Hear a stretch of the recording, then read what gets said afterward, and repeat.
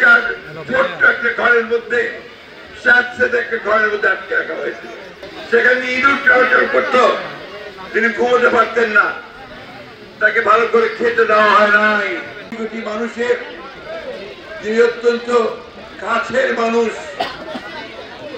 বিশেষ করে ফেনীর মানুষের কাছে যে স্লোগান আমি শুনেছি,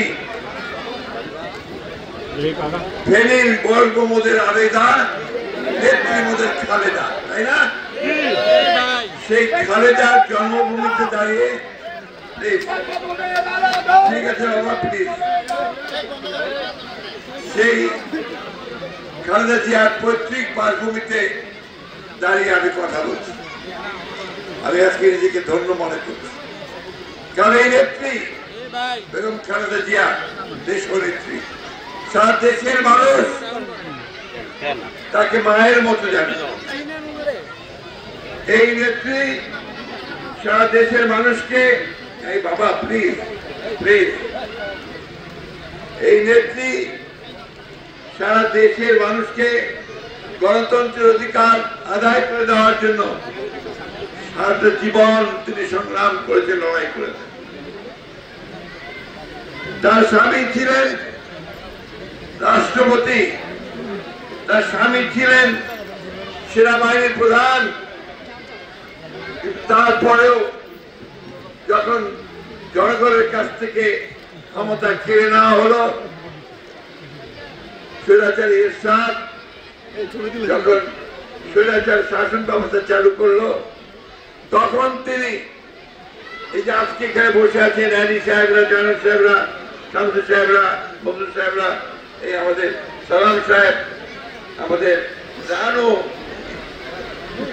আমাদের শিবর বিশ্বাস এবং সকলকে নিয়ে, এবং ঢাকা সারা দেশের তরুণদেরকে নিয়ে তিনি আন্দোলন করেছেন, সংগ্রাম করেছেন, তিনি 9 বছর রাস্তায় থেকেছেন। এরপরে আমি ইতিহাস বর্ণনা করবো, আপনারা সব জানেন। তিনি সরকারে এসেছেন, সরকারে এসে তিনি গণতন্ত্রকে প্রতিষ্ঠা করবার জন্য তিনি পার্লামেন্টারি ফর্ম অফ গভর্নমেন্ট সংশোধন করেছেন।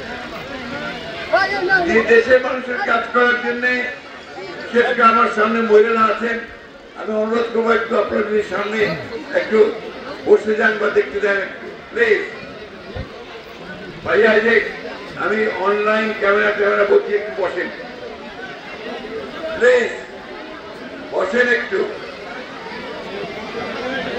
বসেন প্লিজ, তাহলে আমি কথা বলতে অসুবিধা হবে না, দয়া করে একটু। সেই ফেরিতে আসারও সময় তিনি খুব বেশি পান নাই, সারা দেশের জন্য কাজ করেছেন, মহিলাদের জন্য কাজ করেছেন, মহিলাদের এই বাচ্চাদের পড়াশোনার জন্য ক্লাস 12 পর্যন্ত বিনা বেতনে তিনি শিক্ষার ব্যবস্থা করেছিলেন। তিনি মেয়েদের পাস করে যেন চাকরি পায় তার ব্যবস্থা করেছিলেন, সব জায়গায় চাকরির সুযোগ করে দিয়েছিলেন। সবচেয়ে বড় কথা, বাংলাদেশের মানুষকে তিনি গণতন্ত্র দিয়েছেন। এরপরে ইতিহাস আপনারা জানেন যে আওয়ামী লীগ সরকার ক্ষমতায় আসার পরে তার নাম মিথ্যা মামলা দিয়ে তাকে জেলে পাঠিয়ে দেয়। আপনারা চিন্তা করতে পারবেন না যে তিনি কি কষ্টে সেই জেলে ছিলেন। তাকে একটা ছোট্ট একটা ঘরের মধ্যে, স্যাঁতস্যাঁতে একটা ঘরের মধ্যে আটকে রাখা হয়েছিল। সেখানে ইঁদুর চলাচল করতো, তিনি ঘুমোতে পারতেন না, তাকে ভালো করে খেতে দেওয়া হয় নাই, তার খাওয়ার মধ্যে সমস্ত পুরনো খাবার দিত, যার পরে তার অসুখ হয়ে যায়, সেটা জানেন।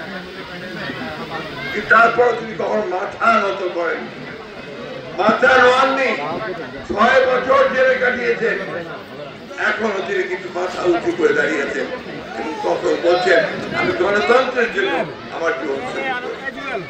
আজকে আসার আগে গতকাল তার কাছে গিয়েছিলাম, তাকে বললাম যে আমি ফেনী যাচ্ছি, আমি ফুলগাজী যাব।